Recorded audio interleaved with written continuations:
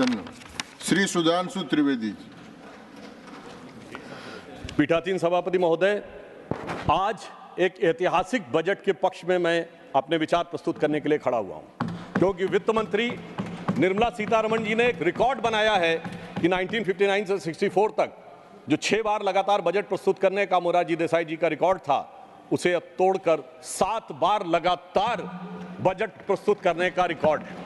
और एक और रिकॉर्ड है कि लगातार तीसरी बार जन समर्थन से प्रधानमंत्री बनने का प्रधानमंत्री मोदी जी के नेतृत्व की सरकार ने यह रिकॉर्ड बनाया है। और यह रिकॉर्ड 60 साल से पहले के रिकॉर्ड की तुलना की जाती है, मगर मैं कहना चाहूंगा सभापति महोदय, इस रिकॉर्ड और उस रिकॉर्ड में बहुत अंतर है, क्योंकि वो रिकॉर्ड तो किसी राजे रजवाड़ों की शान और शौकत के साथ रहने वाले किसी ऐसे नेता का था जिन्होंने महात्मा जी की कृपा से वाइसराय से शपथ लेकर मोती के लाल का बना हुआ सरकार नहीं थी। ये अभावों में पैदा हुए, राष्ट्रवाद का संकल्प लेकर युवावस्था से स्वयंसेवक बनकर एक चाय बेचने वाले के लाल के नेतृत्व में बनी हुई सरकार तीसरी बार बनने का यह बजट है।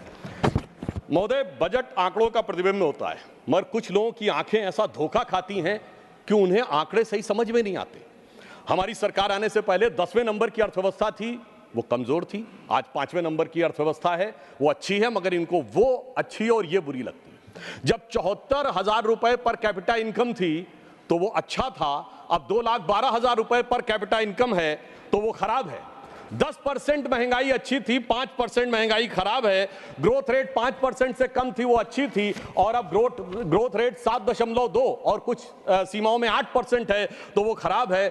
मगर सभापति महोदय, समझा जा सकता है जिनकी संख्या की समझ ऐसी हो कि 99 बड़ा है और 240 छोटा है, 22% वोट अच्छा है, 38% वोट कम है, तो वो सहज ही समझा जा सकता है। जिनकी सोच ऐसी हो कि थर्ड टर्म में गवर्नमेंट बनाना पराजय है और थर्ड अटेम्प्ट में थर्ड डिजिट टच न कर पाना ऐतिहासिक विजय है, मुझे लगता है। परंतु एक बात मैं कहना चाहूंगा कि इतना तो कम से कम उनको अख्तियार मिला है कि पहली बार नेता प्रतिपक्ष का पद उनको मिला है। इस बात के लिए मैं उनको शुभकामना देना चाहता हूं। और राजीव शुक्ला जी ने अभी एक शेर बोलते हुए कहा था ना कि वो शोहरत आई है, वो गई भी हो सकती है, तो वो जिस ढंग के लहजे और जिस ढंग के तेवर दिखा रहे हैं, उनके लिए मैं कहना चाहूँगा, हमारे यूपी की एक शायरा है, इमरान प्रताप गढ़ी जी को याद होगा, उनकी बड़ी फेमस नज्म है कि खामोश लब हैं, झुकी हैं पलकें, दिलों में उल्फत नई नई है। मगर यहाँ तो उल्टा है, गुस्ताख लब हैं, तनी हैं बौहें, दिलों में नफरत नई नई है। मगर उसके आगे की लाइन है, जरा सा कुदरत ने क्या नवाजा जो आके बैठे हो पहली सफ में, यानी फर्स्ट रो में। जरा सा कुदरत ने क्या नवाजा जो आके बैठे हो पहली सफ में, अभी से उड़ने लगे हवा में, अभी तो शोहरत नई नई है। तो अब मैं कहना चाहूंगा कि उनको हवा से उतारकर धरातल का कुछ इतिहास बताना चाहता हूं। एक दौर था जब भारत में विकास की दर 1.25 से 2% रहा करती थी और कभी कभी शून्य के पास पहुंच जाया करती थी। आज भारत की विकास दर विश्व की समस्त अर्थव्यवस्थाओं में सबसे ऊपर 7% से ऊपर जाकर खड़ी हुई है। एक दौर था जब वर्ल्ड बैंक और IMF के सामने हम याचक की मुद्रा में खड़े हुए होते थे, और आज स्थिति क्या है कि वर्ल्ड बैंक के प्रेसिडेंट अजय बंगा ने जुलाई 2023 में कहा है, मैं कोट कर रहा हूं, amid global challenges I am more optimistic about India and its economy now that it has been a long time। लंबे समय के बाद भारत की अर्थव्यवस्था के प्रति मैं आशान्वित हूं।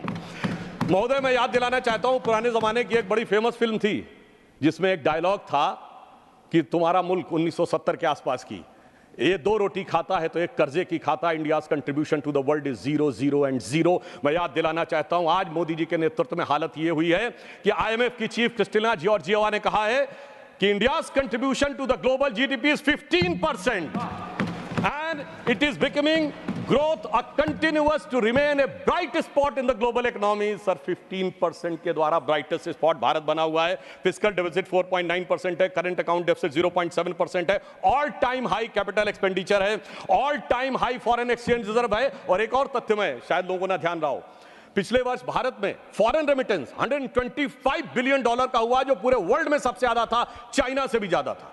और इसमें महत्वपूर्ण बात क्या है कि सामान्यतः फॉरेन रेमिटेंस हमारे यहाँ मिडिल ईस्ट के कंट्रीज से हुआ करता था, जहां हम किसी को छोटा और बड़ा नहीं कहते, पर जहां कहा जाता था सामान्य औसत दर्जे के काम करते थे। पर इस बार 36% जो ग्लोबल रेमिटेंस है वो डेवलप्ड इकोनॉमी यानी अमेरिका, यूरोप और सिंगापुर से आया, जो दर्शाता है कि भारत की मेधा किस सीमा तक जाकर विश्व में पहुंचकर प्रभावी होना शुरू हो गई है। और मैं याद दिलाना चाहता हूं, इनके समय में स्टैंडर्ड्स एंड पुअर ने भारत की रेटिंग पॉजिटिव से निगेटिव कर दी थी, स्टेबल से निगेटिव कर दी थी। वर्ल्ड बैंक ने 2008 में अपना कमेंट दिया है कि with 55 to 60% of India's irrigated land is supplied by ground water, और इलेक्ट्रिसिटी इरेटिक है, फ्लक्चुएशंस बहुत ज्यादा हैं।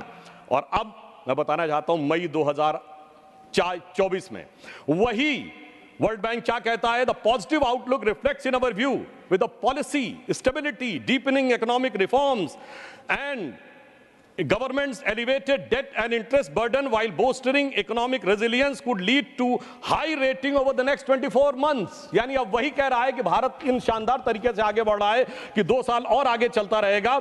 और 2018 में जो वर्ल्ड बैंक ने कहा था वो आज कह रहा है, 2018 में, अब तक तो लगभग 100% हो गया है, कि 85% population has accessibility to electricity. और मैं अपने विरोधियों के लिए बताना चाहता हूं कि ब्लूमबर्ग ने अपने इकोनॉमिक्स में कहा है, अपने रिपोर्ट में, कि in the best case scenario India's economy will accelerate by the rate of 9% by the end of this decade and China will slow down to 3.5%.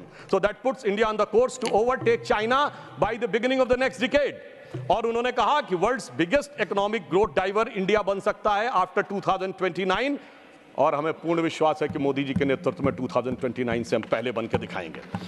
और उन्होंने यह भी कहा, in the most pessimistic scenario if India grows bye 6.5